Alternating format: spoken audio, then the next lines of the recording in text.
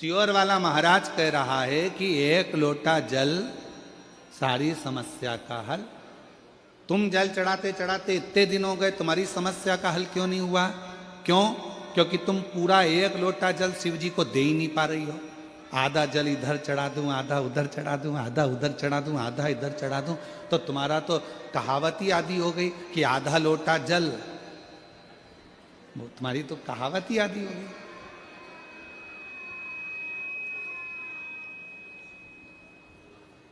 पूरा एक लोटा चढ़ा? अरे बोलो तो जम के नहीं चढ़ा, नहीं चढ़ा। इधर पार्वती जी को चढ़ा दिया, गणेश जी को चढ़ा दिया, कार्तिकेय को चढ़ा दिया, और फिर शिव जी को जल चढ़ा रही है। या शंकर जी को चढ़ाने के बाद थोड़ा सा बचा कर इधर भी चढ़ा दूं, उधर भी चढ़ा दूं, उधर भी चढ़ा दूं, मन में रख लिया बचा कर। पशुपति व्रत की महत्वता में स्वयं शिव महापुराण में पाशुपत्य अस्त्र, पाशुपत्य व्रत और पाशुपत योग, तीन चीजों में पशुपति व्रत की महत्वता में यहां तक कहा है कि तुम पशुपति व्रत के लिए अगर कोई मीठा बना रही हो, प्रसाद बना रही हो, तो वो प्रसाद जितना बनाया है वो पूरा की पूरा लेकर मंदिर जाना पड़ता है। बोलो सही है कि गलत है? कढ़ैया में, भगोनी में जितना प्रसाद, हलवा बनाया, खीर बनाई, जितनी बनाई है सब लेकर जाओ, छोड़कर नहीं जा सकते। अगर आधा प्रसाद कढ़ैया में छोड़ दिया और आधा लेकर गए हो तो प्रसाद के दो हिस्से हो गए। भगवान पशुपति व्रत को स्वीकार नहीं करेगा, वो स्वीकार नहीं है। बनाओ उतना जितना मंदिर में लेकर जाना है, बनाओ उतना जितना परमात्मा के दरवाजे पर लेकर जाना है। अब हमने क्या करा, बना थोड़ा ज्यादा लिया, आधा रख दिया घर वालों के लिए, बच्चे खा लेंगे इसमें से, पति को दे दूंगी इसमें से, और आधा प्रसाद ले गई मंदिर, मंदिर में ले जाके तीन हिस्से कर दिए। अब विचार करना, मंदिर में ले जाने से पहले प्रसाद के दो हिस्से हो गए, आधा तो तूने घर में छोड़ दिया, आधा मंदिर में लेकर चली गई, फिर वहां पर जाकर तीन हिस्से हो गए, तो कुल मिला के हो गए 5 हिस्से। तो मतलब ही क्या हुआ फिर उस प्रसाद? और फिर क्या कर रही है? मैंने 4 बार पशुपति व्रत करा गुरुजी, पर ना जाने क्या ऐसा योग बना कि भगवान मेरी सुनता ही नहीं है, भगवान मेरी सुनता ही नहीं। कैसे नहीं सुने? एक पत्र है, अच्छा है,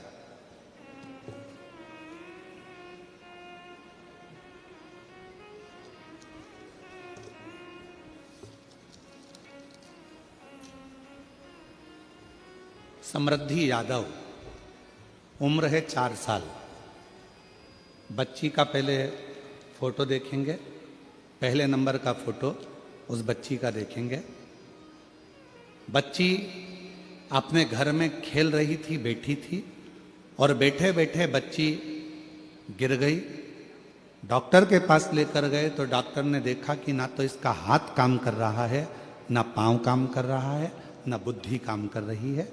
धीरे धीरे पूरा शरीर काम करना बंद कर दिया है। इसको एक बीमारी हो गई, जिस बीमारी का नाम जीपीएस है, जो लाखों बच्चों में से किसी एक को हो जाती है, जिसका इलाज ना भारत में है ना विदेश में है। बच्ची का पहला फोटो, बच्ची ना हाथ हिला सकती थी, ना पांव हिला सकती थी, ना शरीर हिला सकती थी, पूरी तरह शिथिल होकर पलंग पर पड़ चुकी पूरी तरह से। अब पांव काम नहीं कर रहे थे, हाथ काम नहीं कर रहे थे, तो दूसरा फोटो आप देख रहे हैं जिससे व्हील चेयर से उसको ले जाया लाया जाता था, जिससे उसको व्हील चेयर पे उसको सुला देते, बिठा देते थे, और व्हील चेयर से उसको लाना ले जाना करते थे। अब पत्र, कहीं बैठी हो, गायत्री यादव, पति संतोष यादव, देवरी खुर्द, बिलासपुर छत्तीसगढ़ के निवासी हैं, बिलासपुर से आए हैं। अगर कहीं बैठे हों तो हाथ हिला सकते हैं, और अगर बच्ची आई हो तो उसको ला सकते हैं। कहीं बैठे हों तो हाथ हिला सकते हैं, अगर कहीं बैठे हों तो हाथ हिला सकते हैं, और अगर बच्ची आई हो साथ में तो उसको कथा में व्यासपीठ के पास में ला सकते हैं। मैं गायत्री यादव, पति संतोष यादव, देवरी खुर्द, बिलासपुर छत्तीसगढ़ के निवासी हूँ। मेरी बेटी समृद्धि, जो कि 4 साल की है। 1 सितंबर 2024 को दिन शनिवार था, वो बैठे बैठे ही अचानक गिर गई। उस समय से ही पूरे शरीर का काम करना बंद कर दिया। मैं अपनी बच्ची को तुरंत डॉक्टर के पास लेकर गई। डॉक्टर ने बताया कि बच्ची को बहुत बड़ी बीमारी हो गई है, जो लाखों में किसी एक को ही होता है। डॉक्टर ने कहा कि बच्ची को तुरंत एडमिट करना पड़ेगा। मैंने तुरंत एडमिट कर दिया और उसे ऑक्सीजन लगाया। दूसरे दिन IVIG इंजेक्शन लगा और तीसरे दिन वेंटिलेटर में चली गई। जब उसको वेंटिलेटर में पटक दिया, 20,000 की 2 इंजेक्शन लगने के बाद भी असर नहीं हुआ। 1 सितंबर से 15 सितंबर तक हम बिलासपुर के हॉस्पिटल में ही। फिर डॉक्टरों ने जवाब दे दिया कि अब हम कुछ नहीं कर सकते, बच्ची खुद से ही सांस नहीं ले पा रही है, हम 15 दिन से ज़्यादा वेंटिलेटर में नहीं रख सकते, आप इसे रायपुर एम्स हॉस्पिटल में ले जाइए। वहाँ लेकर गए, गले में टीटी किया जाएगा और गले में ऑपरेशन की वेंटिलेटर में रखा जाएगा। तब हम उसको रायपुर के हॉस्पिटल एम्स में ले गए। गुरुदेव, डॉक्टरों ने कहा ये ठीक होना मुश्किल है। ऐसी बीमारी है जिसका नाम GPS है, जिसमें पूरा शरीर नसें काम करना बंद कर देती हैं। इस बीमारी को GPS कहते हैं, जिसमें शरीर और नसें काम करना बंद कर देती है।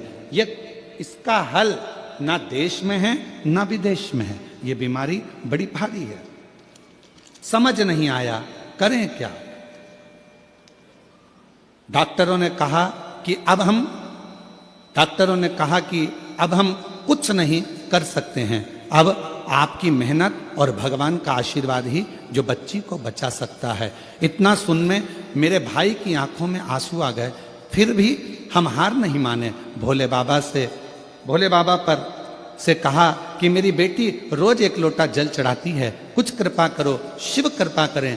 तब बाबा की ऐसी कृपा हुई, एक दीदी सीहोर चली गई।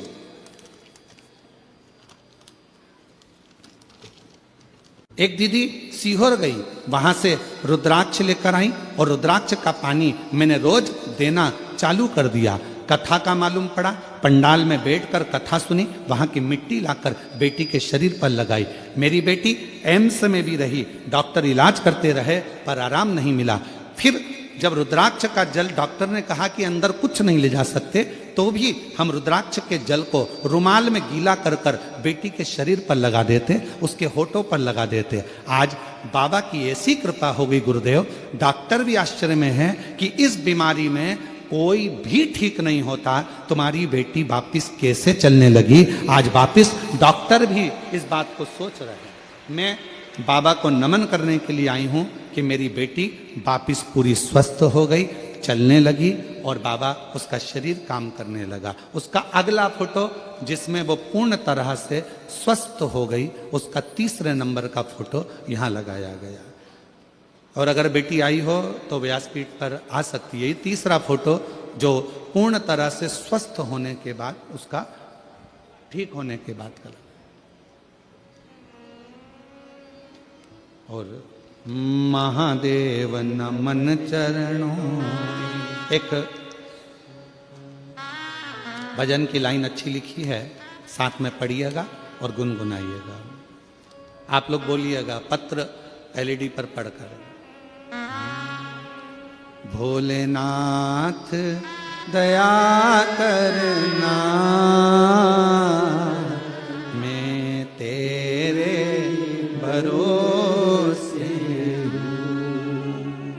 मेरे बाबा दया करना, मैं तेरे भरोसे हूँ। ना घर के भरोसे हूँ, ना परिवार के भरोसे हूँ। मेरे बाबा दया करना,